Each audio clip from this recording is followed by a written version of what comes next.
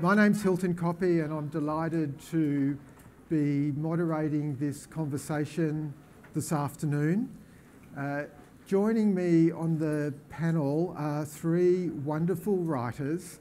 Now, I'm going to make a really big assumption, and given that this is a Book Week festival, the assumption is that you all can read and that perhaps you may have already read the three writers' bios, so I'm not going to take the time of rereading their bios that you've already read, but I'm going to do just a little ad-lib introduction for each of them with some little-known facts about them that aren't in the bios and you all don't even know that I'm going to say. So here we go. To my immediate left is Ros Bellamy, the author of Mood, a wonderful book about Ros's journey with mental well-being and mental not so well-being. Would that be fair to say, Ros? And the two little-known facts about Ros are that Ros and I share the same publisher, that being Wakefield Press. And the other thing, when I met Ros last week, or this week for the first time, she told me that she now tutors in the social work degree here in Melbourne, and my daughter is a social work student in Newcastle. So there's a little commonality. The three books are quite different, so I'm really trying to look for what are the common themes. In the middle is Jono Seidler, author of this wonderfully tactile book called It's a Shame About Ray.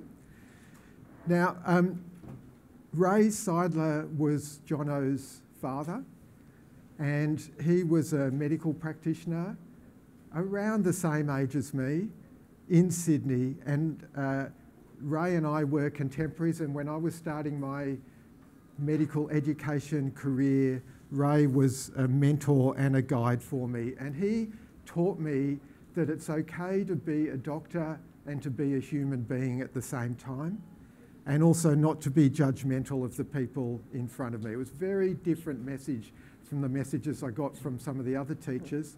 And the other commonality is that my mother's name was Ray, spelt R-A-Y also. So there's a thread there. And at the far end is not Anna Jacobson, as per the program. We're very lucky to be joined by Romi Grossberg, who is the author of another wonderful book called Hip, Hop and Hope. Romi is a social worker who spent time working in Cambodia with some of the less well-off members of Cambodian society, where hip-hop was used as a way of helping them to find themselves. Little known fact about Romi, and an intersection with me, is that Romi was a keen netball player and aspired to play netball for Australia with the Maccabi Australian netball team, and was foiled at the last minute by injury. And that's a very parallel story for me. I was selected, you might find this hard to believe, but I was selected to play soccer for Australia, football for Australia, at the World Cup in Brazil in 2014. True story. For the Australian doctors soccer team called the Dockeroos. Actually, that's a great name. Yeah. Not the Dockeroos, the old bloke Dockeroos, the master Dockeroos. And sadly, similar to you, Romi, I was injured a few weeks before the tournament in Brazil and didn't have the opportunity to travel. But I did the following year at the World Medical Football Championships. I made my debut in the green and gold, the oldest and least skillful person ever to play soccer for Australia. And I'm an international footballer and no one can take it away from me. But as much as I'd like to just talk about myself, that's not what the session is about today. So we're going to talk a bit about the experiences of our panellists with mental health. And as always, when we're talking about mental health, it can be a little bit disturbing for people. And I guess in the way that the three panellists have been respectful to themselves in the way that they've manage their mental health as well as what they have. I invite you all to be respectful of yourselves and also respectful for people around you. So even though it's a relatively serious subject, I think we might be able to do it in a light-hearted way, that we can be light-hearted and respectful of the people who have had those experiences. So having had the experience of writing a book like you all have, there's a lot of work that goes into the title, the front cover and the back cover. A lot of work. I was surprised how much work. So Ros, I'm going to start with you.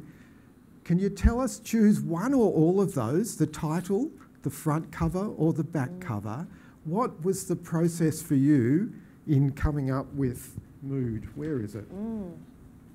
Good question. I think this is one of these curvy questions that you didn't tell us necessarily in advance. That was coming. Not necessarily, because I just made it up. Yeah, I'll go with the title. Yeah. So I think because I was writing about a mood disorder, at a certain point it popped into my head that Mood would just be a nice, short, clean title. It also felt like a little play on words because I was teaching teenagers, Gen Z, who used words like mood as a kind of like internet speak. And so it just had that bit of that double feeling because I write about teaching teenagers while going through my own mental health struggles and that experience also of experiencing anti-Semitism while I was teaching, which sort of derailed my mental health. So can you explain to me, because I have the advantage or disadvantage of being a generation older than all, what does mood mean in internet terms? What are the other meanings of mood? I think, Jono, you're our youngest panel member? Don't put this on me. I think it's just as, and look, internet speak always goes out of fashion immediately after, so I think... It's already gone. It's gone. But I think at the time it was sort of like, I hear you, I feel that, like mood, that's I agree sort of thing. That's where like I'm going. Affirmation, right? Affirmation, that An sort affirmation. of thing. But it's long gone. It's just showing my age too. Yeah, well, that's good. And the longer you go, the more things are gone. Yeah, right? exactly. Yeah. Jono, what about for you? Title, front cover, back cover. Yeah, I mean, I had very little to do with the back cover, but I think the title again is interesting. I was writing a lot about grief and also about mental health and mood disorders, and the original working title for my book was Shmoneh, because I thought it was going to be really smart and use like a Hebrew word to show that my 12 years of Jewish education were worth something.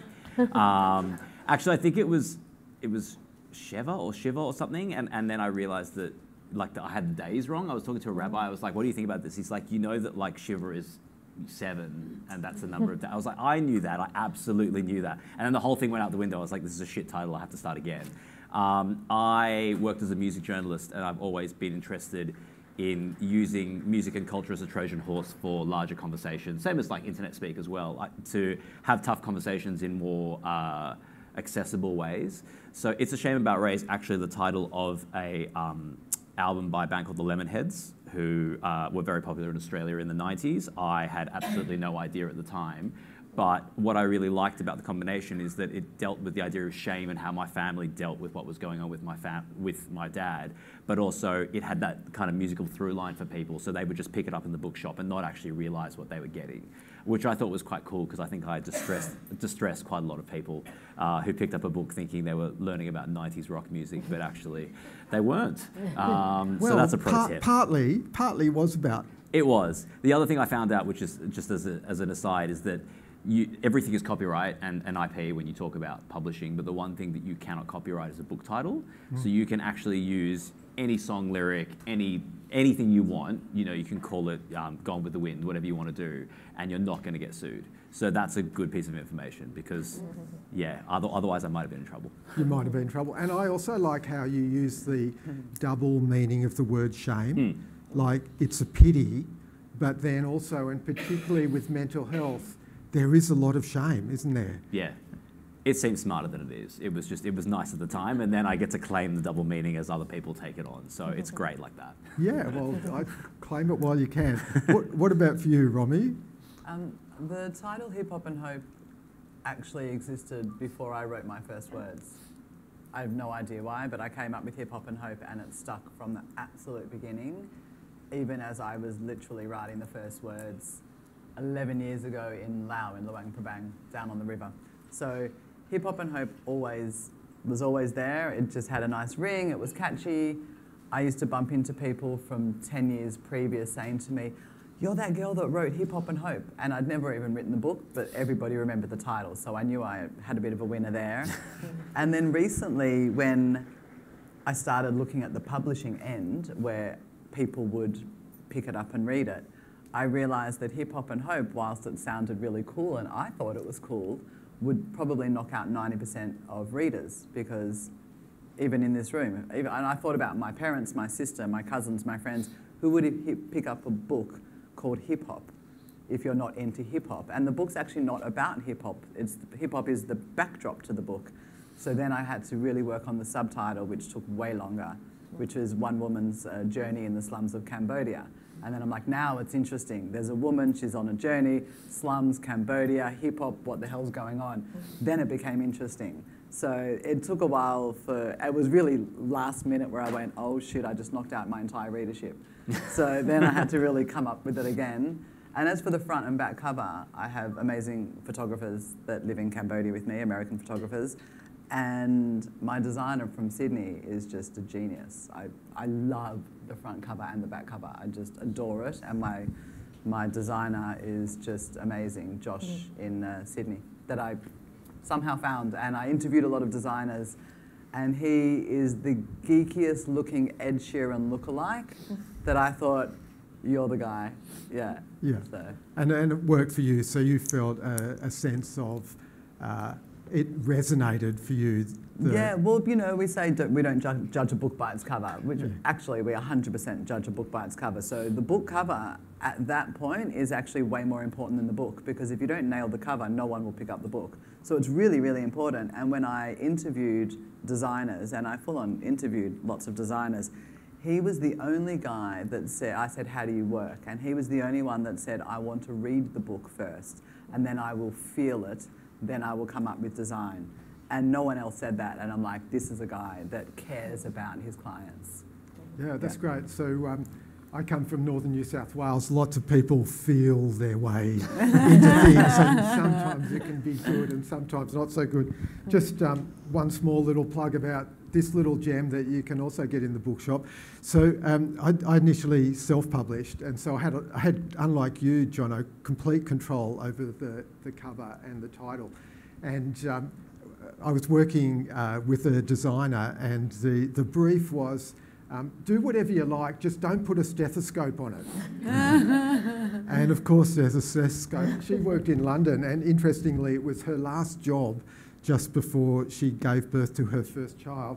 And she got sent there's quite a few photos, my family photos in the book, and she chose the photo of me with my mother to go in the middle of the book. And the back cover was really hard, knowing what to put on the back. I went to a lot of bookshops looking at memoirs, and they were quite similar. And I wanted to have something different, and self-publishing allowed me the chance to have something different. So the entree for each of you at the start of the books is something to do a little bit with what I'm broadly calling popular culture, just for want of a better expression of an ageing baby boomer. So, Jono, you've mentioned music already. Can you just expand a little bit how you weaved music through this story about your dad's life and the family story? You're not an ageing baby boomer. I think you look great. Oh, thank you. Don't say that. I went to a nightclub last night where there were people 20 years younger than me, so I'm really feeling it at the moment. But I think I started my life as a journalist, and what I found really interesting is that there was back then a distinction of hard news and soft news. So hard news is like politics, business, weirdly sport for some reason, and then soft news is like the arts, right? So plays, culture, music, and whatever. And if you were a soft journalist, you weren't really taking that seriously. They were like, oh, you do the fun, kiddie stuff, but like one day you'll graduate to being an adult journalist. And I never wanted to do that. But what I found interesting is that everyone always wanted to ask me about the stuff that I was writing about, because it was the stuff that had like broad impact on lots of people's lives. And I started to realize that when we have conversations about popular culture, whether it's the Kardashians or Ed Sheeran or whatever, and that was a good example, right? Romi just said Ed Sheeran, and probably most people in the room can imagine what that guy looks like now, right? You can't do that if you mention, yes you can, but you can't really do that if you mention some obscure politician from the 70s. You don't have that same recognition, like broad scale recognition. Or if you say something, like makes you feel like a Beyonce song, you will know what that means when you say that to someone. So when I was thinking about talking about mental health in particular, and I mean, I do write about music and I find that quite a good way to get around that stuff, but I felt like if I could find parallels in the worlds in which people already moved, it would be an easier way to have those conversations. So one thing that I did is sometimes when I was dealing with really, really touchy subjects, so there's a chapter in this book about how I have to go pick up my sister from school on the day that she finds out that my dad has killed himself, right? And I wrote the whole chapter from the perspective of a film director who's trying to find the right piece of music to set to the scene of me going to take my sister home. If I had just written that as the story, I don't think I could have written it personally, because I think it was a really, really tough one to write. But B, I don't think it would have had the same flavour and the same accessibility as it might have if I had kind of wrapped it up in something else. And as I continue to write, I think that there is heaps of merit in that. It can sometimes be a crutch, so you do have to find that line, I think, because sometimes you can over-index. And I think this book kind of did, but it was my first shot. But a lot of people who've talked to me about it, and a lot of people who are not from my generation who have talked to me about it, have said that they've gone and hunted down the references that I talked about, or that they knew them, and it just opened them up to discovering that in a really new way. So that for me was it was a really useful byproduct of something that I already loved doing. I don't think I'm going to get away with it again. Also, again, like I will age into a different demographic, I will have different references, it will become different. But there is something universal, particularly about music. Everyone has, like, those people that you talk to and they say, like, I don't listen to music, and you're like, you're so weird. Like, there's always one of those people. But most people, even if they're not actively listening to music, they have an opinion about the stuff they love. And so you can always find an entry point with someone. You like Frank Sinatra. Oh, did you know Frank Sinatra was sampled for this hip hop song? Oh, you like this. Did you know it was that? You can pull those things together. You can do it with film. You can do it with sport. You can do it with all of that stuff. And I love that. That's the stuff that makes us who we are, and that's how you can then pull the more difficult conversations in. Yeah, but it's not quite diluting it, but it's like this parallel and the metaphors that run together. And I think you did that so well through that. For you, Romi, it was like hip hop was what got you in, and you had some personal experiences with hip hop yourself, right? Some that we don't talk about very often. But we will now in front of a group of strangers. What a better place to talk about. Yes, my hip hop career as a 15, 16, 17-year-old was, for anyone that remembers, Metro nightclub. So we had underage Metro, which I just walked past yesterday and it's gone. It's like a bank or something. Gross. Anyway, Metro was like the biggest club in Melbourne, and every Saturday afternoon they did the underage, under 18 club. And I went religiously. Every Saturday afternoon I went to the Metro and Chevron, and I was the hip hop podium dancer. In what? like my pump runners that you pump up with the ankle ones, the little hot pants, my Metro t-shirt, and I'm still friends with the guy that was my hip hop partner on the podium there. He's actually still a friend of mine. But anyway, so that was the beginning of my hip hop career, probably the beginning and the end of my hip hop career. I did learn some new moves living in Cambodia, running a hip hop centre, but and there's lots of sort of famous hip hop moves that I learned, but just for fun, and actually realised how hard breakdancing is. I don't know if anyone's actually tried breakdancing.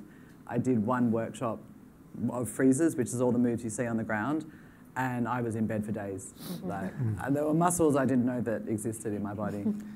It's always good to find those, isn't it? So just out of interest, were you paid as a 15-year-old for doing that?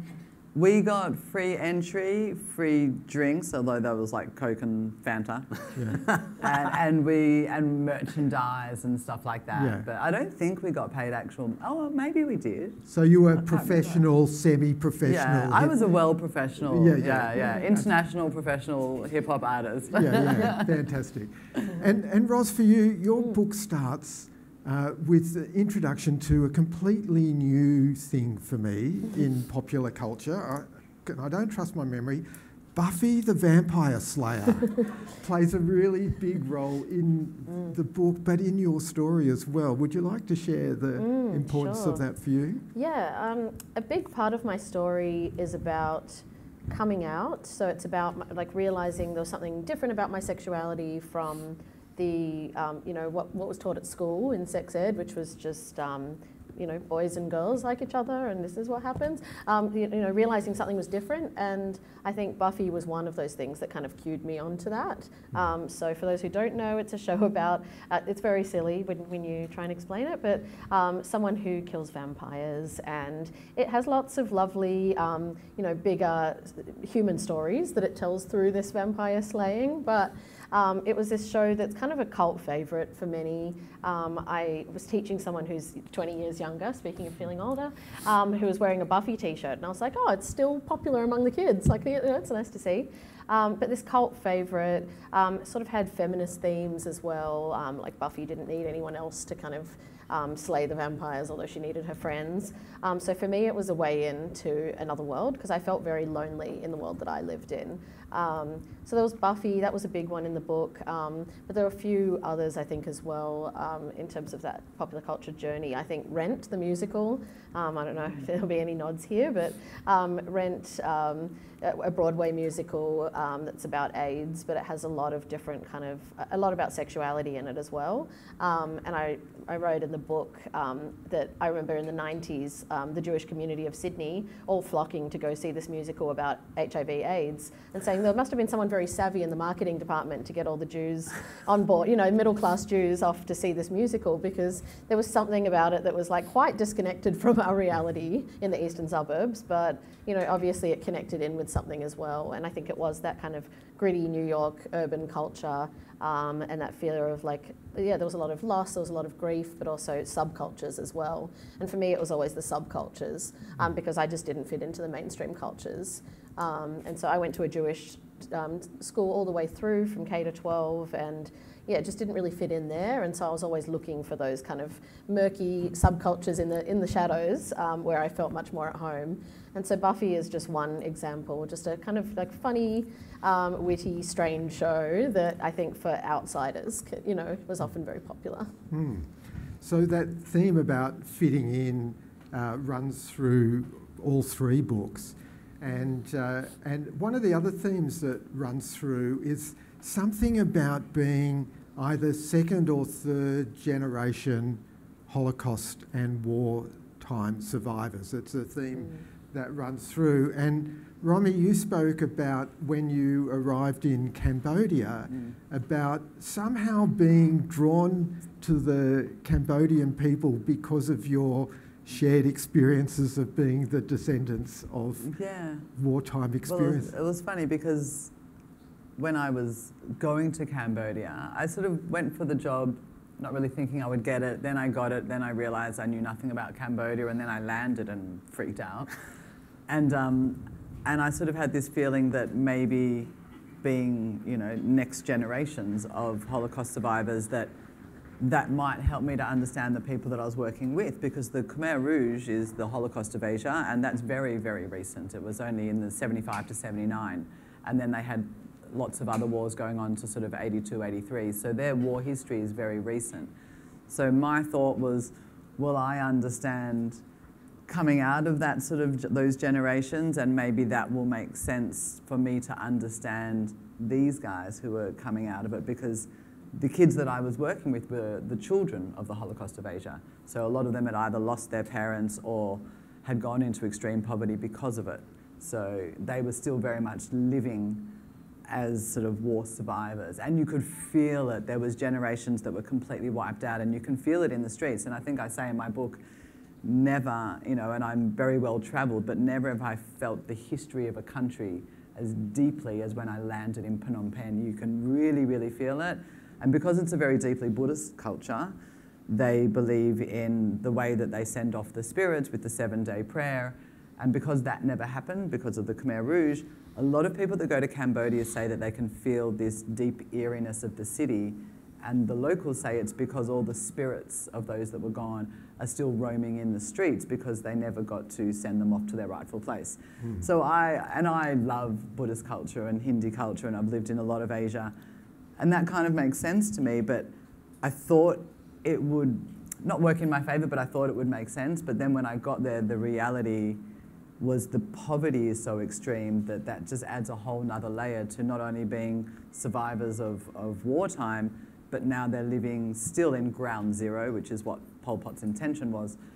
But they're still living in a country where there's no infrastructure, no social services. They were just building the schools back up, the universities, the hospitals, all of those things were new. So I was coming in almost very much at the end of the war, and that was much more overwhelming than I anticipated it would be. We'll get to the overwhelm. We'll get to the overwhelm. So, Ros, for you, your book Mood is very much about an exploration of your mental health and mental not so health. I want to ask you a little bit more about that, but just how much of that do you think or do you attribute to the experiences of your relative recent ancestors, like your grandparents, with particular reference to, there's something I've been very interested in, is about the ability as second or third generation Holocaust survivors, do we actually get to relax? Like, do we actually get to relax? And if we don't, what impact maybe does that have? Great question. I think my grandparents were always, their spirits were kind of always with me while I was writing it. I am very obsessed with my family history, and you know, I spend a lot of time in archival documents and things. I've got my great-grandfather's diary from Siberia where he was exiled by Stalin. So I spend a lot of time thinking about that history, and you know, while my later books, I think, that I will write, hopefully in my career, will probably shift more onto that. This first one's very much about me. So there was this tension for me of writing about myself, which feels like, you know, a self-centered in some ways thing to do. Hopefully I'm not offending anyone here. But in some ways very self-centered, but then alongside that, I've constantly got the past and my ancestors with me. And I really tried to balance those two things. I wanted to do justice to their stories too, and talk about their experiences with the war, having to flee the Nazis, you know, living in exile, migrating to Australia, experiencing anti-Semitism here, and really making a lot of sacrifices so that me and my sister particularly wouldn't go through the same things that they did. And so there's that tension for me of how can I honour that while telling a story about what happened to me.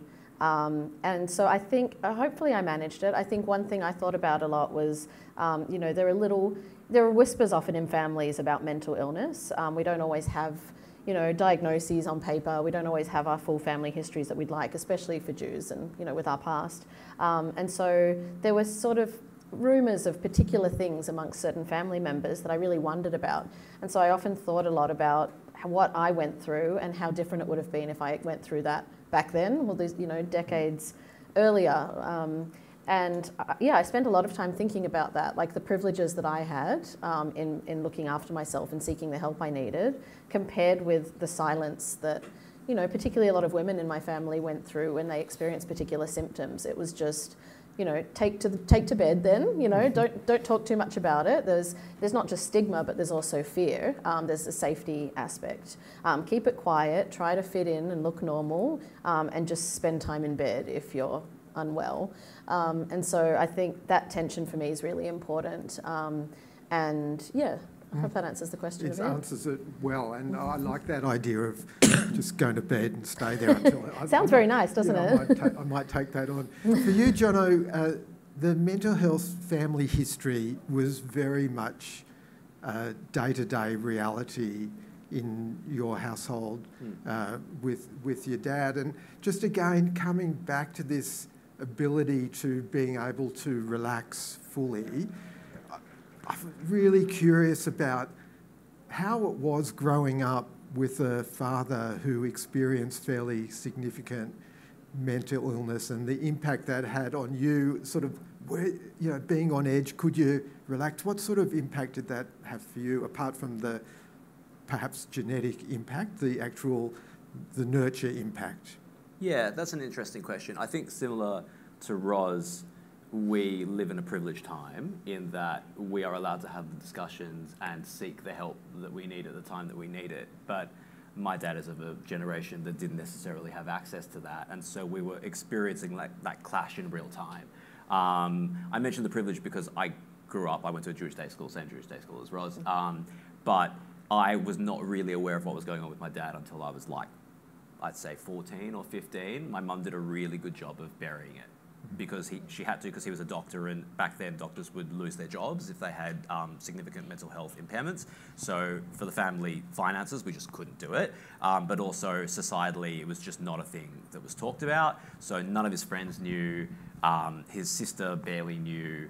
His mother knew but didn't really do much about it. And we were kids, so we didn't know anything about it. And I remember that moment when it kind of flipped and I was like, oh, like Dad's not here, and Dad's not here because he's not in a conference, he's like run away. Okay, that's kind of messed up, what's going on? And like suddenly that whole world turning on its axis and it becoming a very real part of my life. So I had these like 2 stages with my dad, who died when I was 26, so it was probably like 10 years on, 10 years off, where like the first 10 years it was like, here's this awesome dad who is occasionally not here, but I don't know why. And then it's like, here's this dad who's amazing, but is also like very much battling this thing that I'm unable to discuss with anybody. And that was very much like drilled into me from the word go. As soon as I was old enough to have that conversation, my mum was like, we do not talk about this outside of this house. And that happened after he died. You know, after he died, it was like, we do not talk about this in the community. You know, like I had to write all of these obituaries for my dad, like for the Lancet, which is the medical, international medical publication, for the Sydney Morning Herald, because he was quite a well-known doctor, for a bunch of different publications. At no point did I mention like how he died or why he died. It was just passed away at 61 years old. You know, so there was a lot of that. And I think when you are in your 20s, which I was at the time, and you fully are aware of what's going on, and you've got your own stuff going on, to have to sit on something like that and not tell your friends, you know, and half of them fucking know. I mean, like, let's be honest, at this point they know, right? But you can't acknowledge that they know. So everybody's dancing around eggshells. It's so difficult. And that, I think, it was not my dad's fault. It was not my mum's fault. It was the situation that we were in. And for our children, it will be different, you know, because we have reached that point in which we are now having this conversation. But this conversation wouldn't have happened 20 years ago. And if it did, it definitely wouldn't be a public-facing conversation in which we talk about the ills or lack thereof in our communities. So I just think it was time shifted and we shifted at the same time. But it was extremely difficult and not something I recommend to anybody. If you're thinking about burying stuff, it's always better out in the open. And we are still feeling the effects of that now. Like my grandfather is ill at the moment, and my mum is currently like experiencing the residual effects of not having dealt with what happened with my dad. If my grandfather passes away, which he's 95, so like at some point he will. It might happen. I hate to break this to Yeah, you. I know. But like that will be the first death in my family since my dad died. And so there's all of this stuff that basically wasn't processed because we had like a 5-year moratorium on talking about it that is just going to explode with my grandfather dying. And that's a really weird thing as well, because for most people it's like old people die. And he's lived an amazing life. But for my family, we're kind of like in this kind of paralysis where we've been holding a lot of these emotions in. So I do think the effects can last a lot longer. The half-life of something like that can last a lot longer. So I think being open about it has been the best thing that we've ever done, really. Yeah, and we'll get, if we get time, to the way that writing has helped you to break that silence. But I want to get to the point about diagnosis for each of you, of your experiences of mental health challenges. In the teaching I do for doctors, we talk about the offering of the diagnosis. Well, let's just go back a step. What's the verb for receiving a diagnosis? We give a diagnosis, or we were given a diagnosis. What else are we given? We're given gifts. Yeah? So I teach my students about offering the gift of a diagnosis, because a diagnosis, even a difficult diagnosis, leads to a path. And it helps people move from a place of uncertainty. I don't know if any of you have ever experienced this, where there was a chance that maybe you might have a serious illness, either physical or psychological illness. And in the lead up to getting the gift of the diagnosis, it's like I'll stand up. One foot, your left foot is on the left side of the picket fence going, I'm sure it's nothing, I'm sure everything's going to be okay, it'll be all right. And the right foot is on the right side of the picket fence, and it's like, oh my God, this is terrible. How am I going to tell my kids this is the worst thing ever? And if you've got one foot on this side and one foot on this side of the picket fence, you've got a picket sticking right where it hurts. It's a very uncomfortable position. So a diagnosis can be like a gift because it lifts both feet onto the one side of the fence, even if it's not the side of the fence that you might have been wishing for. So Ros, you write quite extensively about your journey to find a diagnosis, both through with the assistance of health professionals, but also using your great intelligence and research to read things and try and work it out for yourself. Can you share with us a little of that, why that was important for you, and then what was it like when you received the gift of that dual diagnosis? If you're happy to talk about that. Sure, yeah, absolutely. You've lost your mic, so I don't want anyone to shout at you, so please. I'm a school teacher, so you can see I have to instruct my pupil. It's uncomfortable sitting on the microphone. I bet. Yeah, the diagnosis. The idea of the gift is really interesting. I haven't heard that before, and now I'll be thinking about that a lot. So thank you, Hilton. I sorted out quite obsessively. Maybe it's my Jewish education at our day school that taught me to, be robust in my reading and searching for answers. But I took it to quite a degree that later, even going through the editing and publishing process, I had my editor say, okay, enough of the diagnosis already. Let's cut back some of the diagnosis. Like, it's not all about the diagnosis. And it's still hard for me to explain why I cared so much. But hearing you talk about it as a gift does make sense. I think I was looking for someone to present me with something, maybe a gift that was tied up neatly that would make answers, make a path make sense to me. It wasn't always presented as a gift.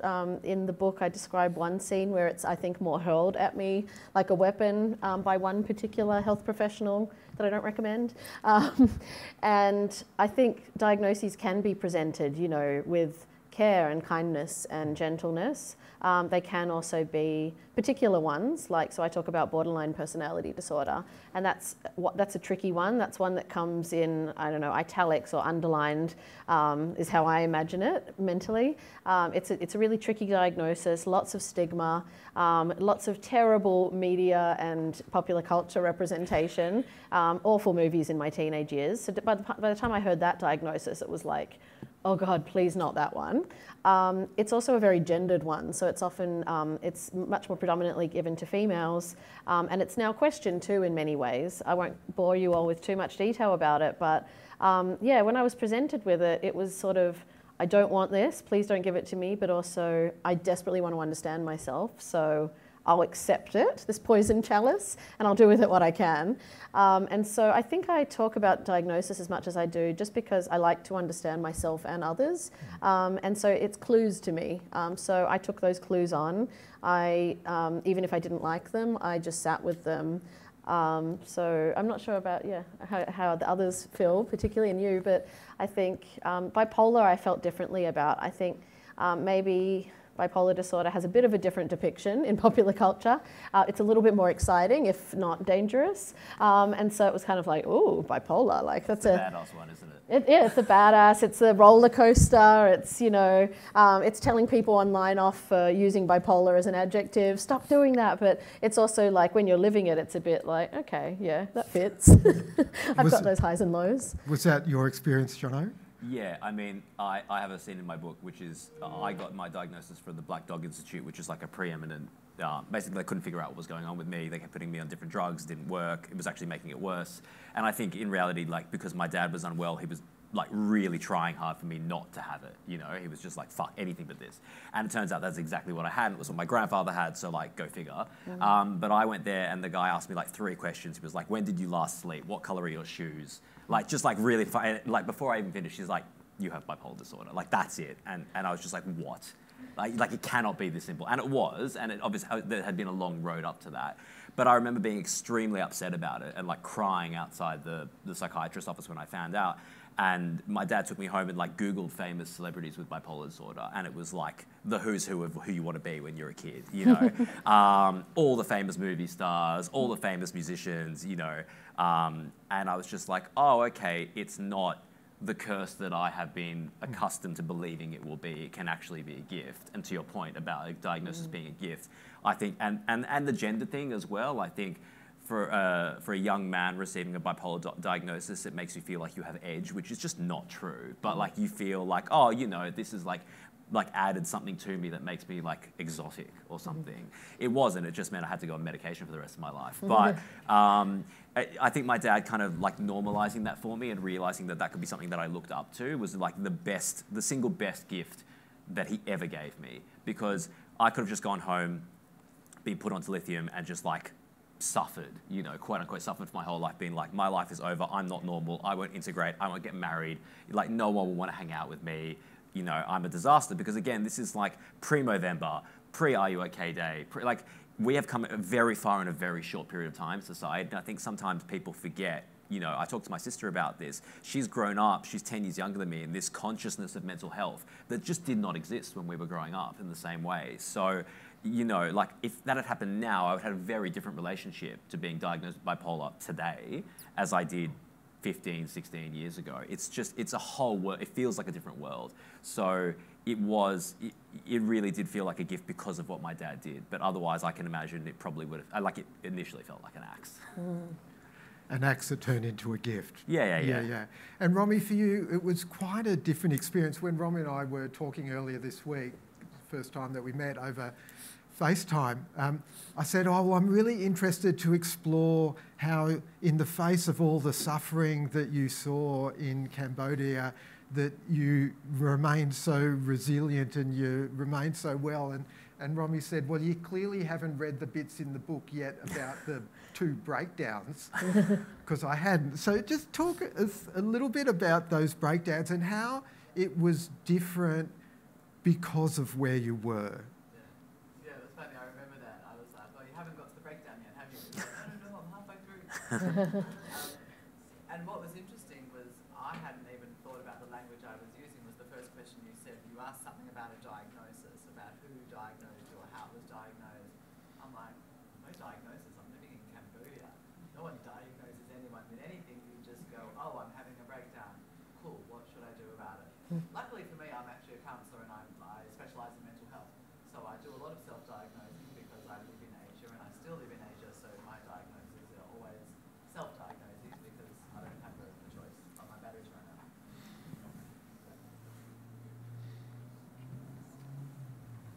Can I keep talking? I'm very loud. Do you want mine?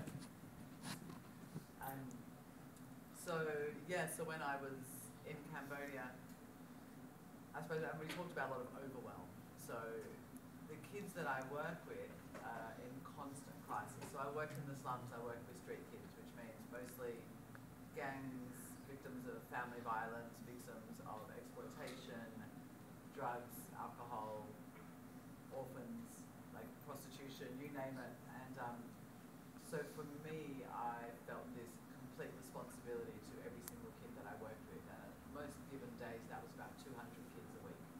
So I felt fully responsible for 200 kids a week and all of my staff. And all of my staff were former street kids, so all of my staff were also illiterate, uneducated. And so my staff and my students for me were almost one and the same. And I was fully responsible for all of them. So I slept with my phone under my pillow. I was always ready for a crisis. And that for me was my normal day-to-day life. And I didn't think anything of it. And the thought of turning off my phone, my phone came with me into the shower. Like, you didn't go anywhere in case something happened, someone OD'd, someone was in jail, someone was in an accident, you had to always be ready. And those those occasions did arise. There was 2 a.m. phone calls of someone's in a fight. I need to break it up before the police arrive. If the police arrive, the trouble gets much bigger, becomes more expensive. The country runs on corruption, so it all is all about how much money you have. So the breakdown number one, the self-diagnosed breakdown number one, was at some point I decided to go to Thailand with a friend for a holiday. And when I arrived, thinking I'm going to have 2 weeks on a beach for my first break from working in Cambodia, and when I arrive, I have a migraine from the second I arrive. Of course, I'm like, it must be dengue fever, it must be malaria. I blamed it on everything under the sun until I finally sort of went and had a massage. And even my friends were, could it be the stress? Could you be overworked? You know? No, of course it's not the stress. Yeah, exactly. What are you talking about? That's exactly what it was. And I was like, you don't understand. You know, and my friends were all, you know, human rights lawyers and stuff like that. So they also had very stressful jobs in Cambodia. But it was only when I actually did eventually sort of have a breakdown down on the beach and realise afterwards. So a lot of my self-diagnosis is also kind of after the fact, where I'm like, oh shit, right, yeah, okay, that makes perfect sense now. And I just completely lost it. I was exhausted and just completely overwhelmed with feeling responsible for everyone and not sure how to not be responsible, especially when you know, a lot of them called me by that point, called me mum, called me big sister, called me auntie. And when something went down, I was the only crazed mother running the streets, making sure that the kids were still alive, because a lot of them didn't have mums or didn't have mums that cared. So it was down to me, so I couldn't break the fact that I was the sole responsible person, but I also needed to find a way to handle it in a way that was much more sustainable than what I was doing. So I need to do something similar now, Romi, and be responsible for everyone here and the timing of things, because we've only got a couple of minutes left, and there's one question that I'd want to ask each of you, and if you can respond in a short sentence, that would be really good, because I know you've all got other rooms to go to. So I'm really interested in the impact of writing these deeply pieces of work had on you for you personally, because there's a fine line between ruminating on the same old stories that go round and round and round in the head versus writing and finding some surprises and gaining some new insight. So we'll just go Ros, Jono and then Romi. The process of writing about these deeply personal things for you in terms of insight or surprises that have helped sustain you moving forward? Okay, limiting this to a sentence. That's right. 25 words or less. Maybe I'll make it less about me, because I did a PhD on this topic. Very helpful to do this writing, but you need to be in the right place. So don't re-traumatise yourself. Don't open wounds when you're not ready to, is what I found. But helpful for me. Yeah, yeah, great. Plus one on that, I started writing this 10 years after the fact, would not recommend doing it before that. My thing was I can write books, which is a weird thing to come out of this, but I didn't think that I could, and now I think that I can, and that was really nice. Yeah, and you spoke a bit, Jono, about when you started the process away on holidays, it almost like it came out nearly, like it flowed really easily, like it was almost ready to go.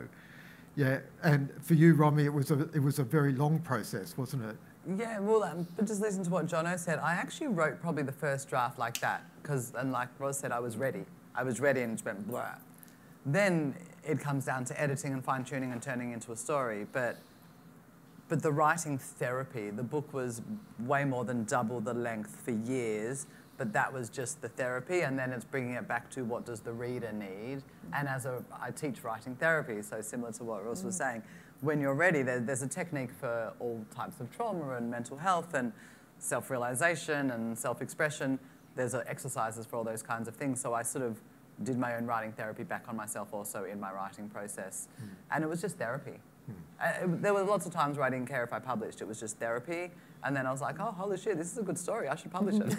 And then it turned into something else. Yeah, and then there's the whole other bit about the crafting, and then after the crafting, it's putting it together, and then there's the talking about it, which these three wonderful people have done so eloquently and generously. Please join with me and thank them.